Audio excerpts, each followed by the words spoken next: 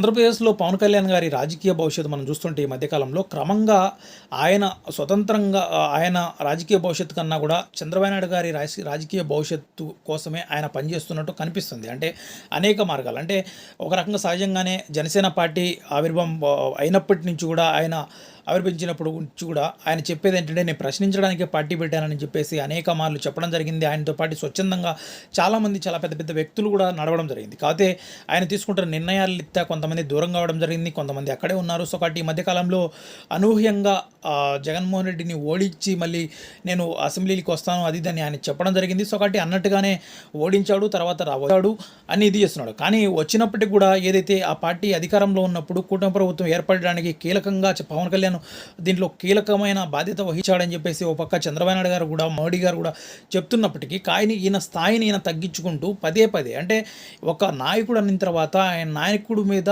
ఎంతోమంది ఎన్నో ఆశలు పెట్టుకుంటారు. మా నాయకుడు అనేవాడు ఉన్నాడు, మా నాయకుడు అనేవాడు ఎప్పటికీ ఒక గొప్ప నాయకుడు అవుతాడు, మాకు అందరికీ దిక్చూతిగా ఉండబోతున్నాడు అది అని చెప్పేసి ఆశ వ్యక్తం చేస్తాడు.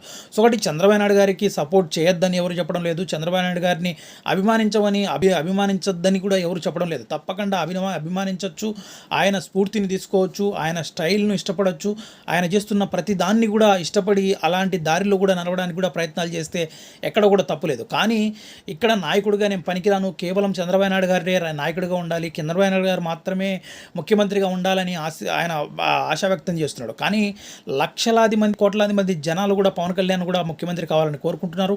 అదేవిధంగా ఆయన రాజకీయంగా కూడా బలంగా ఎదగాలని కూడా కోరుకుంటున్నారు. మరి ఇంతమంది అంటే ఇక్కడ ఏంటి జనసేన కార్యకర్తలు వీళ్ళందరూ కూడా ఆ జెండాను మోస్తున్న ప్రజలందరూ కూడా వాళ్ళందరూ ఏమైపోవాలి, ఆయన కోసం ఇంత పోరాటం చేస్తుంటే ఈయన వెళ్ళి ఇంకొక పార్టీని